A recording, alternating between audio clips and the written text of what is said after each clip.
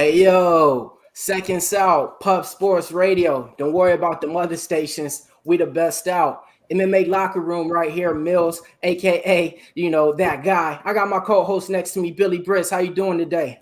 What's up? What's up, Millie Mills, man? No UFC this week, but next week they're giving us a special treat, 15 fight card, UFC Vegas 37, and I think it's going to be a banger.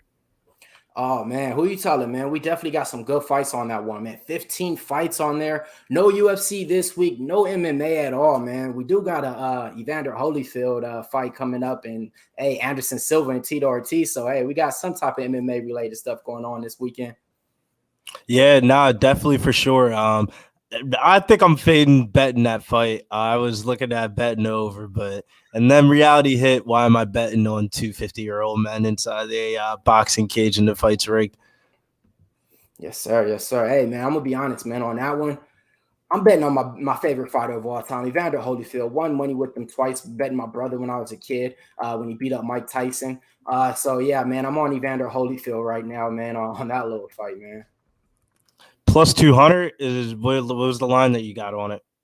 No, I actually got it when it was a little bit earlier, so it was only plus 185. Yeah, man. I didn't like the way he really looked at weigh-ins. But, it's college football and NFL for me this week, man. It's NFL week 1. Man, NFL week 1 is this weekend. We definitely going to be kicking it off with that. Also, too, man, gotta spend a special, little time on this, man. Today was that day of 9/11, when all those people passed in New York, the Twin Towers and everything like that. So definitely, man, today is like a monumental day. Speaking of a monumental day, what more can I say? I mean, we ain't here to just talk to you guys about nothing. We're here because we got somebody backstage, somebody that's already been in the locker room once. So we're real familiar with the guy, man. 9-1 record, moving on down to welterweight, already got a win in that one right now. Some people like to call him Impa. Me around here, I call him the King Warrior right now. So let's go ahead and welcome Impa Kasanganay to the show, folks. Hey, y'all. How you doing? Welcome, what up, welcome, Impa? Man. What's up, guys? Appreciate you having me on. How you been? Oh, man, we've been good out here. 2021 been a lot better than 2020. How's yours? Yeah, man, it's been a blessing. Every day is a blessing, man. I'm doing what I love. I have people in my life that I love, and man, I'm excited to fight. And I always say every fight week's like a full week of holidays, and it's just like, next week we fight. Next week we go claim this victory, finish this fight, and get to move forward. So, man, I'm excited. There are many great things going on, and God's been blessing me, man. So I'm enjoying it all. I hear that. Quick little turnaround. Last time you was in there, you got a nice little submission on that fight. Appreciate you, man. Now you're about to be fighting in about 7 days from now, So tell us a little about your opponent and how you feel about fighting against Carlston Harris.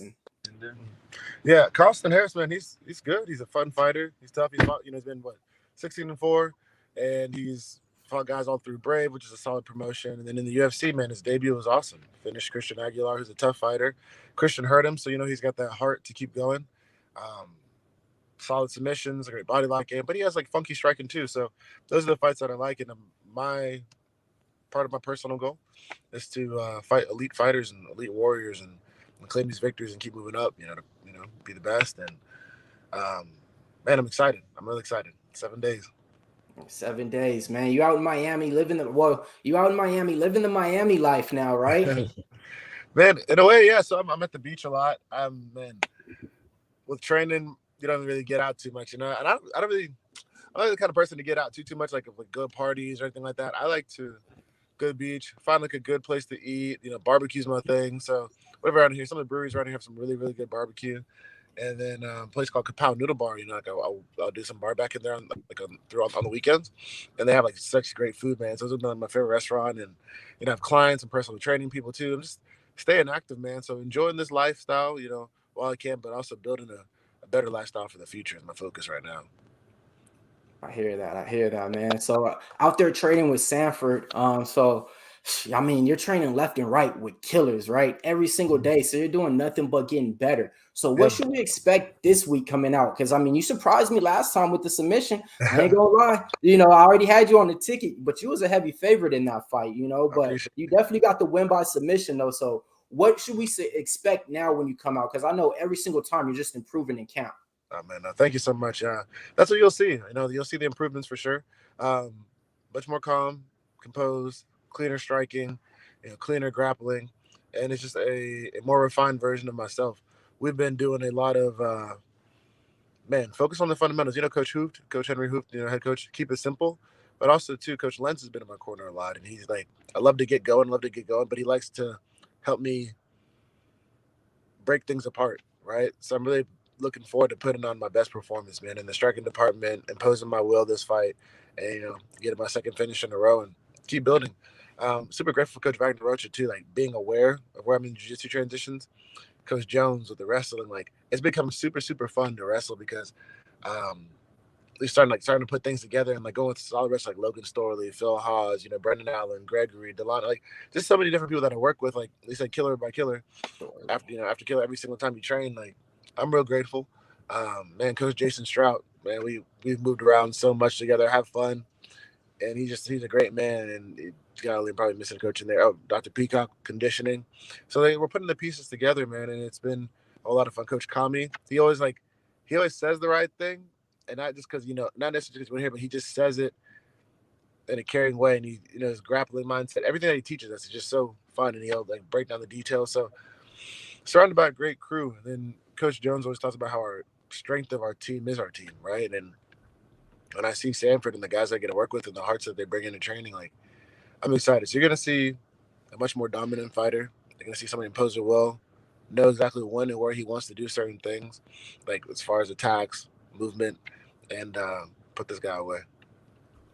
So my question is for you, Impa, is Carlston Harris, and he's most known for coming off of Dana White, looking for a fight in Abu Dhabi. Even though he beat Khabib's cousin, he's still a little bit green in his career. How do you feel like your experience will come into play for this fight? Oh, man, I think it's awesome. I look at it like I've been around such great fighters and people that you have so many different looks, right? I've been at Sanford and just, even in the time in the gym that I was at before, at Jimmo. You get to pick up and learn things. When I started fighting, I knew everybody would have more experience than me, right? I started fighting when I was 24, started training when I was 24. So there's no, they're going to have more experience. Some kids now have more experience than me, right? And they're like 10, 12 years old. But I knew that God's given me a gift to fight. And whether he's green or seasoned, man, it doesn't matter. It doesn't matter. I respect him, and I'm excited for what he brings. And, it becomes a fight. And this fight going to really control the entire fight and dominate. That's my main thing. I don't always worry about, I think so many fighters get caught up in worrying about what other people do. People do it in general in life. It's like I'm caught up on everybody else is doing, but for me, it's like I'm focused on what God has for me and my lot in life, and I'm grateful to step in the octagon with him. So another thing, I noticed out there, when opponents been falling up short, for COVID and injuries, you've been the one just throwing your name out there left and right. I'll fight today, I'll fight next week, I'll fight anybody. You wanted that Daniel Rodriguez fight. So, and I know it's a few fights that you're actually looking forward to after this fight too. Tell us though, why are you so interested in fighting like the best of the division? Or is it just that you just want to be active and just pretty much get your name up and clear out the division? It's not even that. I don't focus on the division. My vision doesn't stop at the division. It's like it's well, that rhyme, by the way. You hear that? For me, it's about being the best, right? And I'm so grateful to privileged to fight, and I want to take advantage of what's there. The money's gonna come. I'll invest it. I'll grow it. I want to fight the great warriors while they're great warriors. You see that in boxing now. Like top guys won't fight top guys, and you always wonder. Like for me, I never liked that. Top wrestlers wrestle top wrestlers. 1,000%. You know what I'm saying? Like for me, it's like if I'm gonna really be the best, and I set out to do this, and I believe this is what God's called me to do, I have to go do it. I don't just want. And all these guys in the UFC: Carlston, grateful; Buckley, solid; Maki, solid; Sasha, solid. I'm grateful. But for me, it's like I want to keep fighting the guys that are the solid guys and moving my way up. Like I believe I'm at a position to where Daniel Rodriguez, we've on Instagram to each other in the post, in the DMs, whatever. Like we both said, hey, let's get it next. All respect. You're a fighter, so calling somebody out to fight, like I think some fighters take that as an insult. Like why you calling me out to fight? Like your career is fighting. That's your occupation. If like maybe not everybody understands that, but for me, that's just like it makes sense, right? So I want to go with the best. Like why would I train with the best? Travel, move to South Florida, all this stuff to fight people that I would I wouldn't even have respect for, because I feel like you're disrespecting yourself and the work you're putting in when you just say, oh, I just want to fight this person because they're not that good, or I want to fight this person because I think this. No, I want to fight the guys that are like true warriors and challengers and guys who want to take me out, and that's the guy. So like I respect D-Rod, I like him a lot. I think we fought on the same card April 10th, and we talked a little bit on the elevator, and I just like as a fighter, as a man, he's a tough dude, man. Like even like of course you'll fight your friends, man. Like I say more acquaintances, like you like Max Griffin, you have Jeff Neal, like guys who are real solid fighters, and that. Like I just think about it. A lot of fighters come from a perspective like, okay, what was in your heart when you started fighting? Yes, the money's there, but a lot of things, like for me, I didn't think about the money. It was more somewhere in my heart, and I'm a warrior.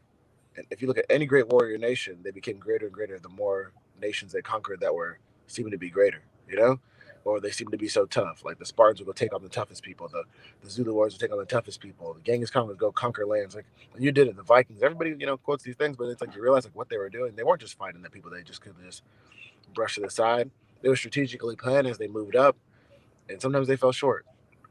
For me, like I say, second place isn't an option, man, and I'm gonna go claim this victory and go finish these fights. And then like you see guys like something falls out. I want to take advantage of that opportunity because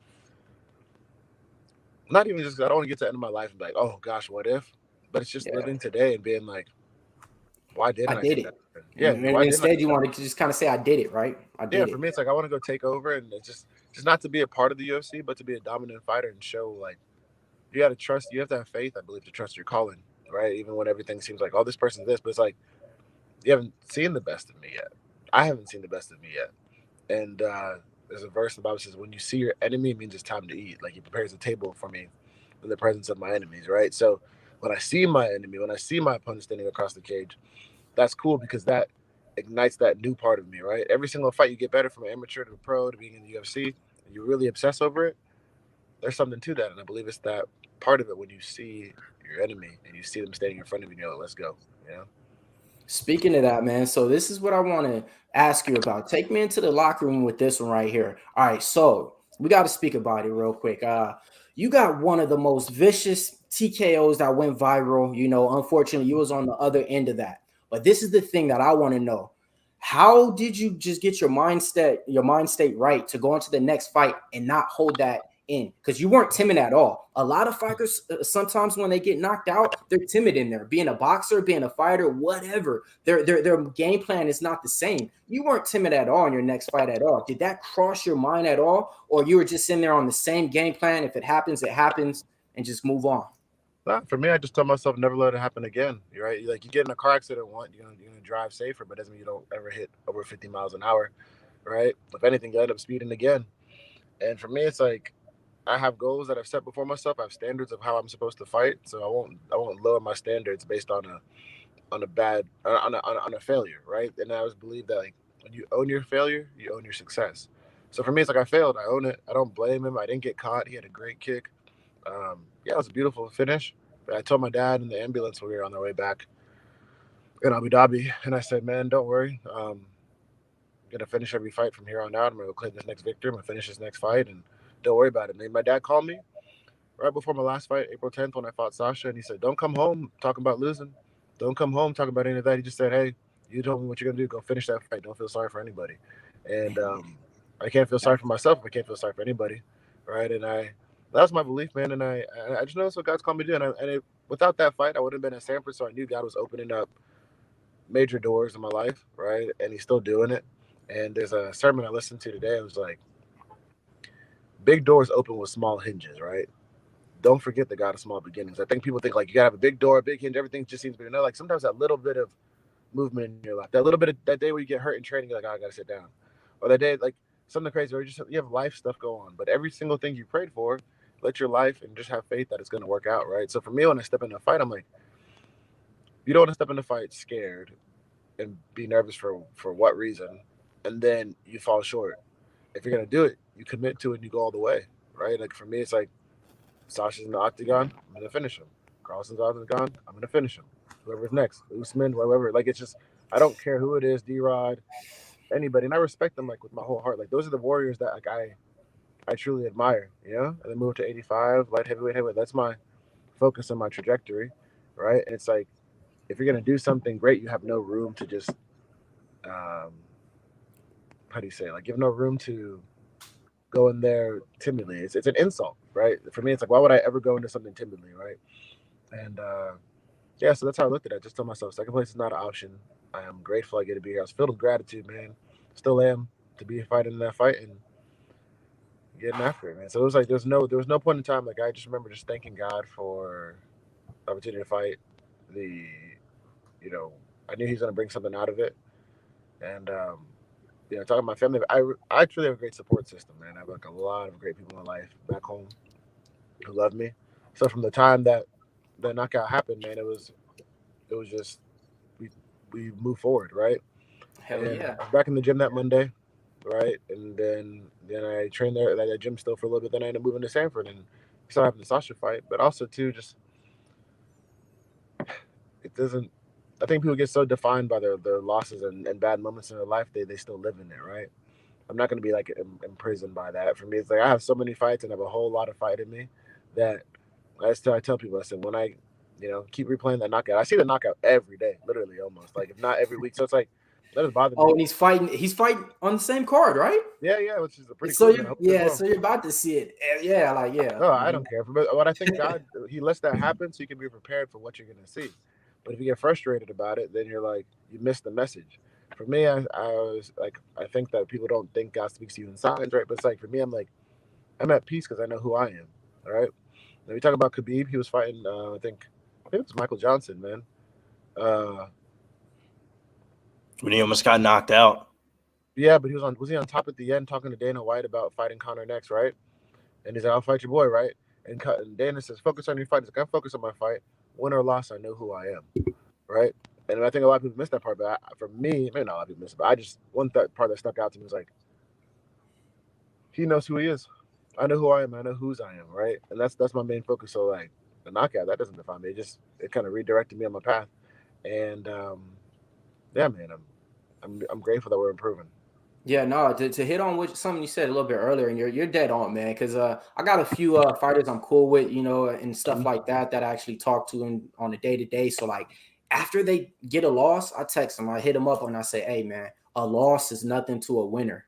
You know what I mean? Like, you're a born winner. You know what I mean? Just a loss is a loss. Like, you can't lose, man. You're a winner. So like, you just gotta deal with it, shake it off, and everything like that. So man, let's speak about this though for a minute, because this fight coming up is going to be a big one, because a lot of people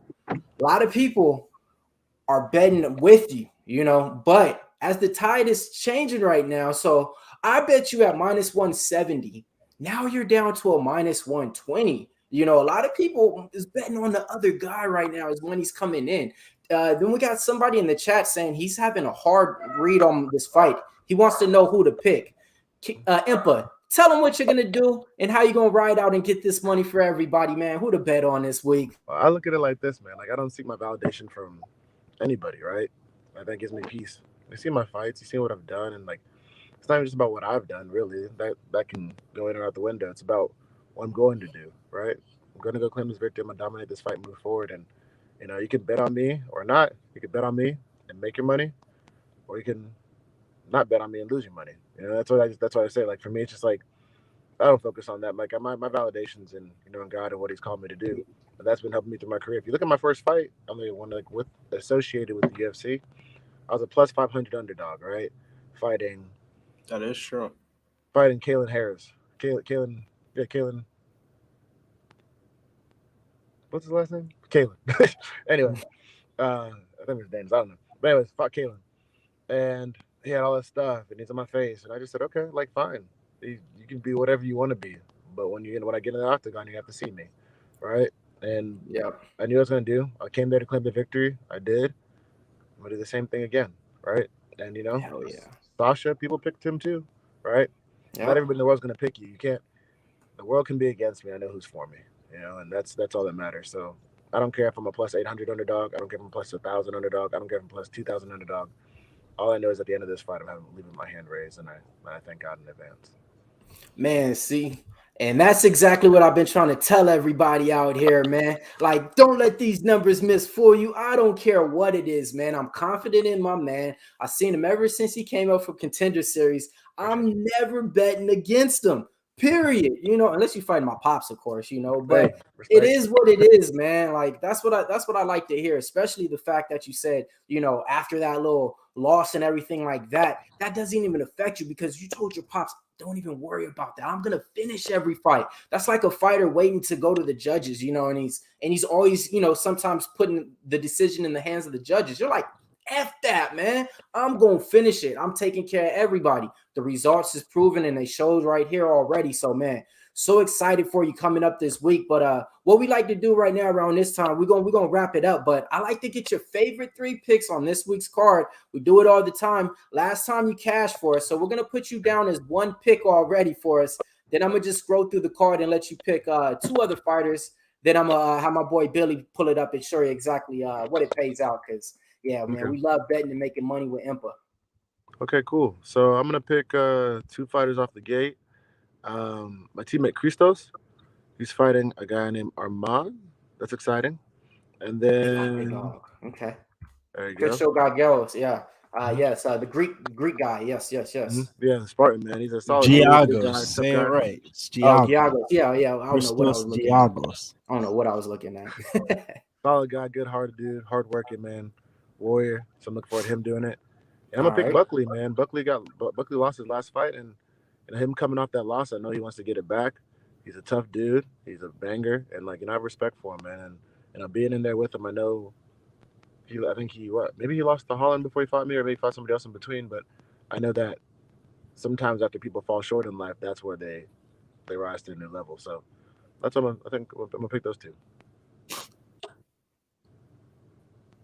Well, your parlay odds would be 1,293. So a $100 play on that parlay would pay you out $1,393.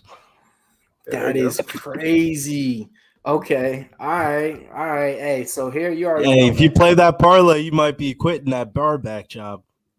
Hey, nah, man. My goal is to never touch my fight money, man. So for real, I just want to make my fight money grow and invest it, save it, bar 10 and just let it go. Not because I have to work or anything. Like, I'm grateful to be in the UFC and I live by myself. But I just thought about it one day.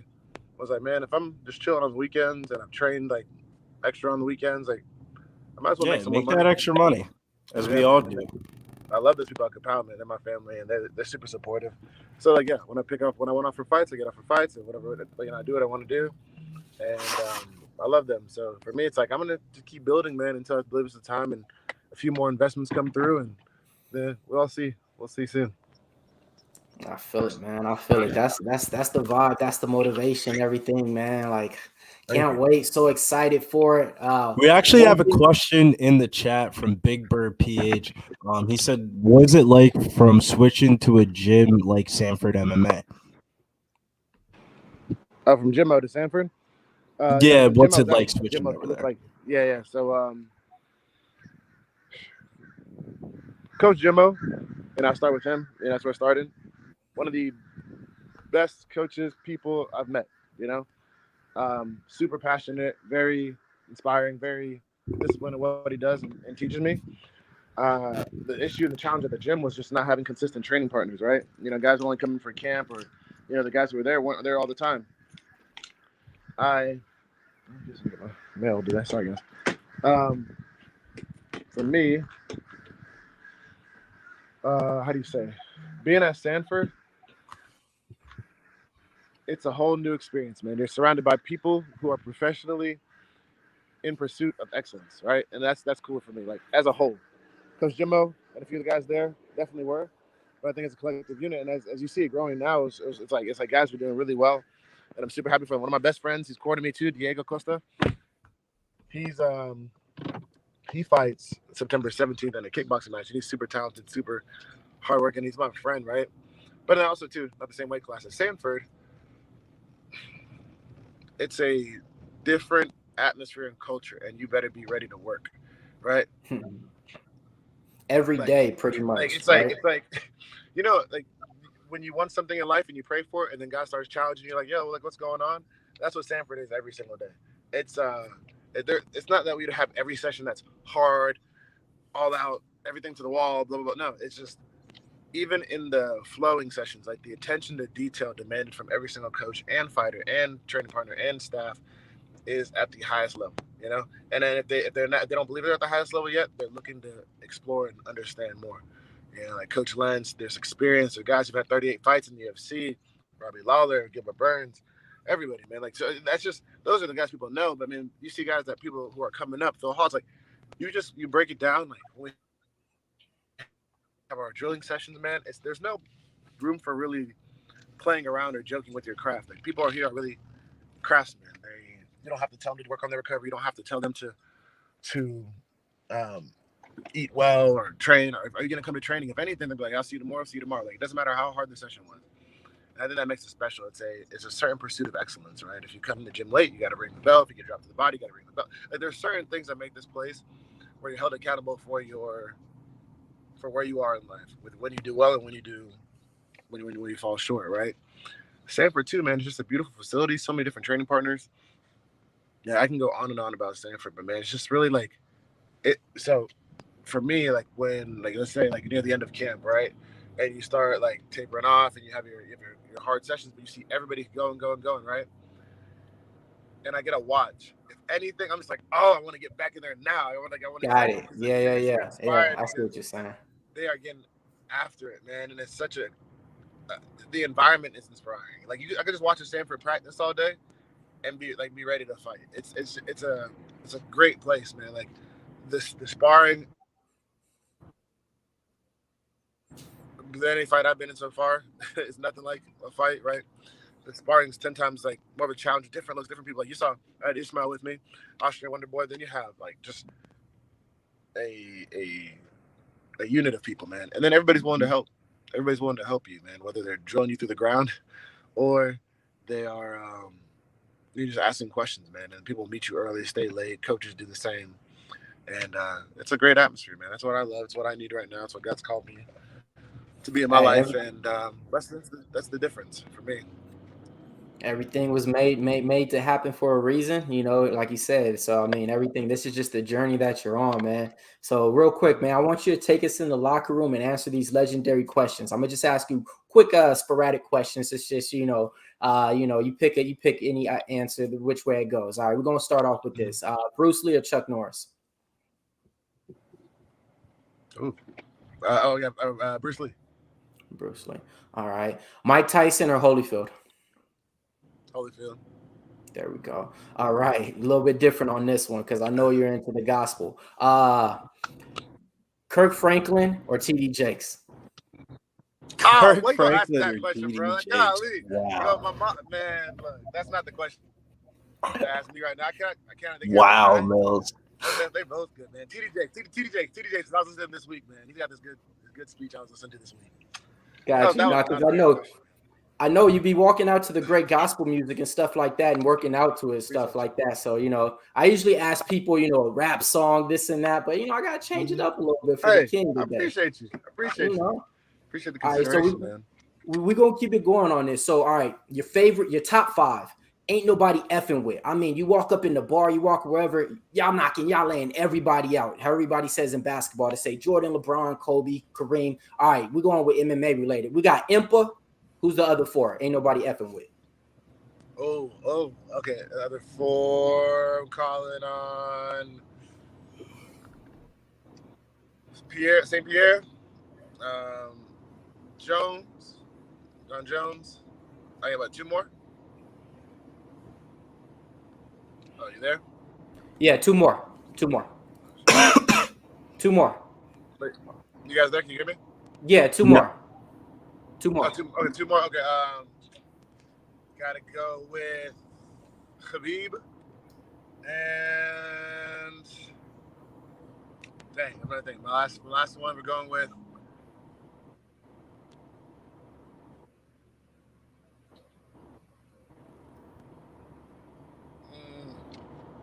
Ngannou.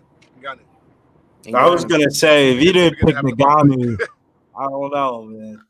It seems like Ngannou seems to be in everybody's For real. top 5.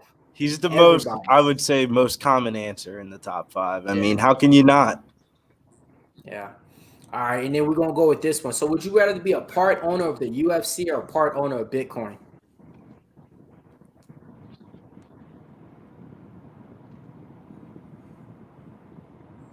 Would you prefer to be? Then I'd leverage it in Bitcoin. Okay, I like that. Say one more All time. right, and then. Oh no, I said yeah. I like that. All right, and then the last one right here. All right. The last one's gonna be this. All right. I already know your family tradition and everything like that. The superstition that you guys do on Christmas, man. You still out there looking for Santa Claus, or have you found him yet? Every year, man, we gonna find Santa Claus. I got my little niece and nephews running around too. They came around on Christmas, so everybody sleeps in the living room, put the cookies out, watch movies, and fall asleep, man. This year, I think we need matching onesies though. You got the matching onesies? I think they're busting them out this year. Yes, sir, man. Hey, so appreciate it, man. I know you've been pressed for time and everything like that. Second time back in the locker room with Pub Sports Radio right here, man. We're all gonna be rooting for you big time. Already got the bets in. No, I'm just saying, I already got the bets in. I appreciate you for coming by and stopping by and taking the time out with us here, man. Before we get out of here, I'm going to just play a commercial. Then I'm going to come back and let you say, your special shout outs to everybody, helping you in training camp and, all your sponsors and everything like that. But before we do that, hey, I want to tell you like this, Impa, if you're ever in that San Antonio area and, you want a good place to hit up, this is where you need to go. Hey, I actually might be in Texas. I'll let y'all know.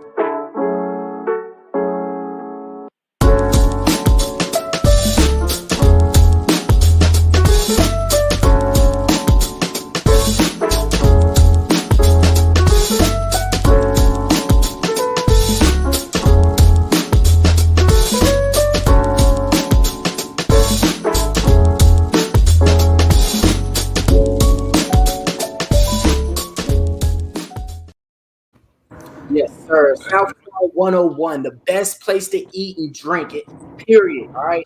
That's the best place in the whole Texas. Where you at? You in Dallas, you in Austin? That's where you need to go. San Antonio, Texas, Southtown 101. Hey, that looks good, bro. Funny, I usually go to Texas after fights too. So my girl's family's out there. So I gotta make my way down to San Antonio for real.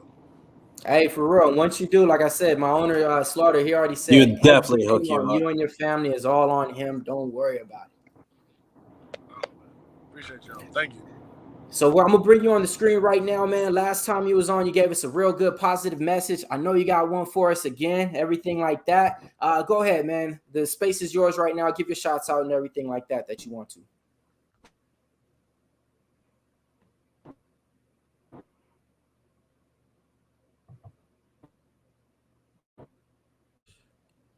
I think the feed went out though, Millz. Let's go to one more quick commercial.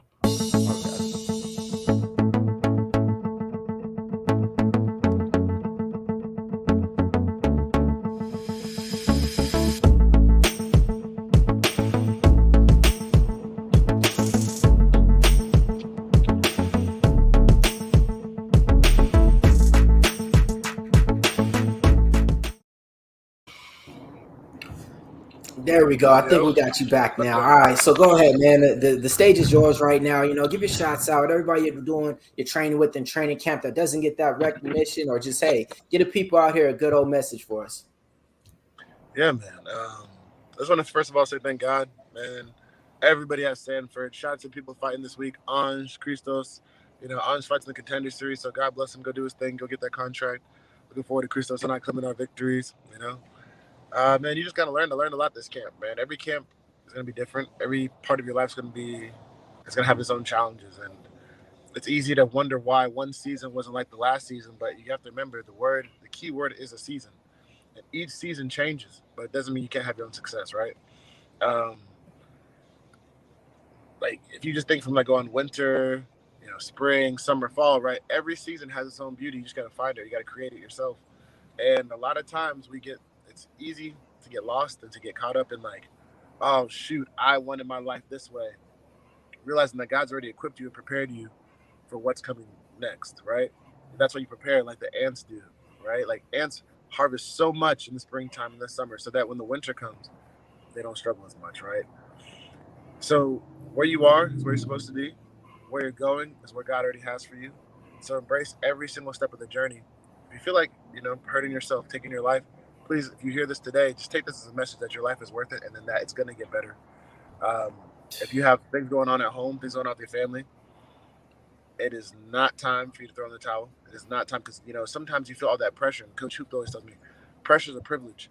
So when there's pressure on you, it means there's a great calling on your life. So if you feel all this pressure and you feel like everybody's asking for things, you feel like you need something, you don't know where to turn, just take a big breath. I pray. I listen to worship music, listen to something calming, go by the ocean, go for a walk, and then go attack the day because that pressure wouldn't be on you if you weren't able to handle it. And sometimes you feel like you can't, but you don't always have to trust your feelings. Just have some faith, please, to trust that you are meant to do something special. Keep doing what you love. God bless you.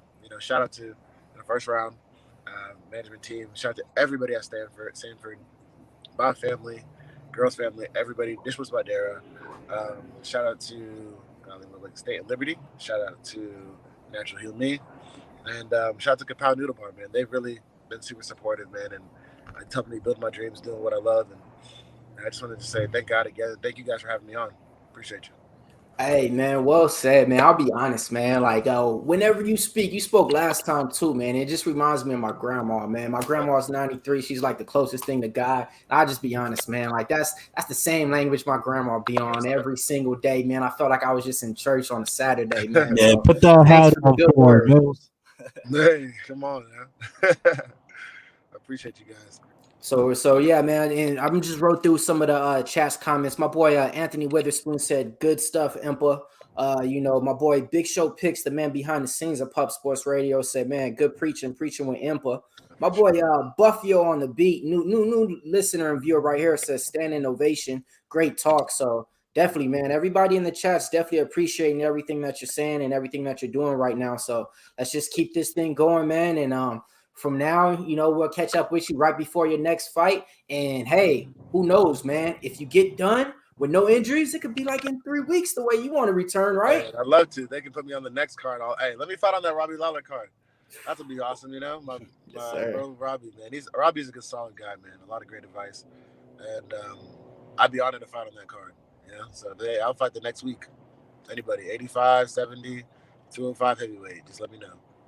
I'm with it, man. All right, man. So from next time, man, I just want to let you guys know, man, be safe out there. If you guys need a bookie to use mybookie.ag. Use the promo code PUBSports, all one word. Until then, till next time, seconds out. MMA Locker Room, Billy Briz, Impa Kasanganay. Don't worry about them other shows and fighters. We the best out. Appreciate you.